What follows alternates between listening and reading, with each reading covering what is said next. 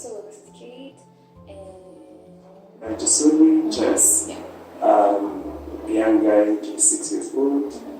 Currently working at Ashoka, leading the Youth Lite program. Yeah, and we're going to get to know so much more about the work he currently does and the work he's previously done and how he got to the point where he is now. And yeah, how he's doing so much at 26, which is, pretty incredible. But first, two fun questions. Okay, so the first fun question, what 5 things do you do? You say 2 fun questions. What 5 things do you do when you get home in 60 seconds? 60 seconds. Yes, starting now. Wow, remove my shoes, socks, look for clothes to wear tomorrow, and then just chill. One more thing. I guess 2 more things. This one 4. Remove shoes. Socks. Okay, one last thing. I think eat. I think I'm okay. You immediately eat straight from the fridge. You don't care. Oh, okay. Wait. The second fun question. What 3 things do you most strongly remember from your childhood? Being chased by dogs. That's not very fun. That was nice because we stayed in Zimmerman and we used to go to buildings where they weren't completely done, right? And so we'd play a lot of games in those buildings and whatnot, and then you'd find like the street dog style. So now running. In Zimmerman? Yeah. We throw stones at them and then we start running. It was so nice. Trust me, it was so nice. It was so nice. It increased your ability to get to work on time. Yeah. No.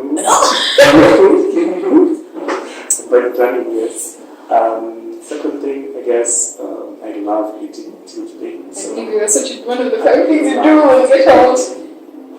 What kind of food? I guess I eat anything. But again, not anything because I eat like some seafood and all. Seafood not for me. Yeah, I was going to ask. So yeah, eating. That thing from my childhood, my mom reading me storybooks. And that's why I'm a storyteller. Oh, that's... I loved it. She used to come, she'd come home every night. And we had these bedtime storybooks. They were set. I don't know if every child had Lily Bud? No, it wasn't Lily Were they It was Kenyan ones? No. They were picture. They had pictures and different stories. Is that why? They were set.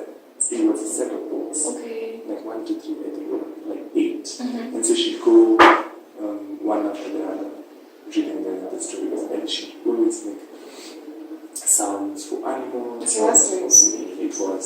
And this a whole thing you did together, just yeah. Every day. Every day. Not every day, but the days she could. And it was really nice because it kind of put this nice picture in me about stories. Yeah. Well, I think it's beautiful that you had that relationship with your mom. Yeah, and as someone who's passionate about books and making sure kids have book resources, I think that's such a cool culture to have. I think you're the first person I've met who had someone reading to them. I think it's not that common, I guess. Yeah, it's not that common. I mean, not amongst my friends. I don't know. Did you? Did I have my mom read to me? Yeah. No. The thing I do remember is that my dad used to draw with me. He had a high interest in drawing, and so I ended up sketching a lot in my notebooks over the years. So I know this is you asking me questions, and I'm asking you. Yeah. How did that impact you today? I love to sketch and doodle. Is it called doodling? Yeah, it is doodling. I do it a lot, all the time in class. Sometimes at work. I love to do it. It centers me and zones me in. I'm not amazing at it, but I love to do it. But it's interesting, as in some of the memories we have or that we imprinted in us, Yeah. really inform some of the things we do today. That's so true. We had a different interview, and we were like just today, they must be, and we were discussing about reflecting, about taking time to really think about, oh, okay, so I did this one thing as a child, and this is how it's currently impacting me, yeah, in my work, in my relationships, and you know how I look at the world. So that's pretty awesome. Will you read to your kids if you? Yeah, I try to. So what has happened is I've turned out to be a storyteller. You get it? Because I love the way she told stories. I think for me it wasn't more, okay, there was a story bit, but also the how she told stories. Because she always dramatized them. Really? Always dramatized them. Above and beyond. I know, and I think it was the simple things, because at that time we didn't have much, right? So it was the simple things that she would do to make us laugh and just to enjoy our childhood. So it was very nice. So I become a storyteller. So I tell stories. I can create stories and then tell. I love that. So let's go now to the work that you started doing before the work that you're currently doing. So maybe you could share about it, about Youth Lite. And maybe life before Youth Lite. Life before Youth Lite. So I'm going to answer most of your questions with one story. Okay, sure. Good. So I grew up believing I wasn't good enough. I grew up feeling stupid, feeling inadequate. Because, so on one side I had a loving mom, and then on the other side I had a strict, and I'd say really tough father, right? And so, time and again, I always felt like a failure, because when you present results to him and you're not the best, that would make you feel like you're not doing enough to really get that. And as I said, the memories you imprint on children really impact them, right? They inform their decisions, they inform the knowledge, how they process knowledge, how they process self-identity, and all these things. And so, for me, it's how I processed, self-worth. Who was I in society? Who was I as a young person? And as a young person, I felt as if I wasn't going to be anything. Because you told, growing up, you asked who do you want to be in society. I said I wanted to be a love. And it was something I laughed at. And it got to a point you told, you know what? Enough is not good enough. You have to dream bigger. But in dreaming bigger, when you feel as if even in class, when you perform average, because I was told I was an average student, and you take these results home and you feel like you didn't reach the expectations that were set for you, then you are going to want to be. And so that's how I felt. And this led to depression. So I remember a point where it got so bad that I wanted to commit suicide. I actually wrote a letter. I was in Form 1, and I wrote a letter to my mom, and I told them I'm going to take my own life. And these are the reasons. And I left it in my door and I went to school. So I went to school, and after doing one paper, I just left that classroom and I went to the loo. And I actually took my tie and I tied a knot and I put it across my neck. And I said I was going to take my own life. And I was actually in the process of doing so. But someone knocked at the latrine in the toilet. And, that knock just kind of, stopped me from whatever was going on. And I told myself, let me give myself some more time. I need to see how my parents process the whole situation. So sadly, or interestingly, I was chased away from school fees. I had to go home for school because my school fees hadn't paid. But that was odd, because my dad had made sure that my school fees had been paid for first term all the way to third term. So it was a problem with just the bank order or something like this.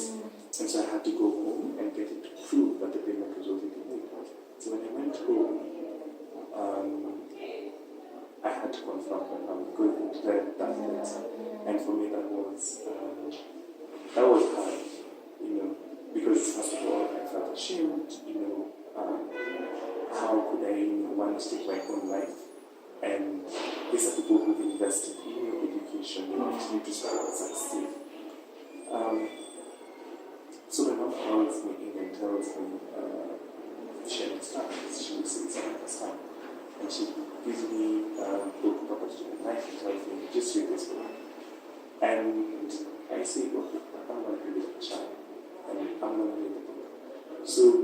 has some 40 chapters, right? And you're supposed to read at least a chapter a day, so ideally it's supposed to take you 40 days, right? But before I got to even chapter 20, my idea of life itself and why I would say I had changed. Because, the measure of success that this society has put on us is you have to perform well in constraints. You have to get straight A's, right? And I want to get straight A's. I was writing a story somewhere and I was telling people, it's interesting that my name is Bryan Chesoli and my initial is BC and my grades were BC. So it was like someone was playing like a weird joke with me, right? Because the A's is what people want, but I always get B's and C's. And so, it gets to this point in wondering, so if I'm not going to become a lawyer, a doctor, an engineer, who am I going to be? And that was the reason for my depression. But after reading this book, you begin to understand there's more to life than the A's. There's more to life than being the best in the classroom. And I think that made me start thinking about, okay, what next, right? So when I entered university, I already started questioning what next for me, right? Because I was thinking at the end of the university I'd have to go in a boardroom, I'd sit on the other side and someone look at my results and say, you know what, you're not good enough. Yeah. And you see, I've already been told you're not good enough, right? And I didn't want anyone else to look at me and say, you're not good enough. And so I decided to do something about it. I joined, and I think that journey now began through ISEC. ISEC introduced me to community development, and I started working in the slum and I was managing educational projects. At that slum is when I realized, that the little I had was a lot compared to someone else who didn't even have that education. Because in the slum you find young people who drop out of school or whose parents could not afford for them to go to school. But they handle like that, their circumstances really speak to who they are. They really redefine themselves. They started businesses, community-based organizations, and self-help groups. And I asked myself, how can I help them? And so I figured my education is the one that could help them out. I help them with proposals, and help them, understand how do we connect our community with our projects, how do we bring them together. And so I just had a plan to chat to those guys while I was doing, the ISEC educational projects. And from those one-on-one chats that I was having, an idea came to me that it's possible for young people to use, these little life experience and the education that we have to really tackle problems in the world. And how I envisioned it was coming up with an organization that would take, create a platform for a pool of students and then go to businesses, local businesses, ask them to give us projects, right? But focus on corporate social responsibility. Most companies, most businesses have corporate social responsibility projects. So how can we bring young people into these projects? And I wanted young people to be part of the planning, the managing, the whole process, the whole cycle. Because I know we were able to get young people from different universities who have these skills, bring them together as a team to tackle these projects for the businesses. And so we have a program with Media Kenya. That's what Media Kenya stands for.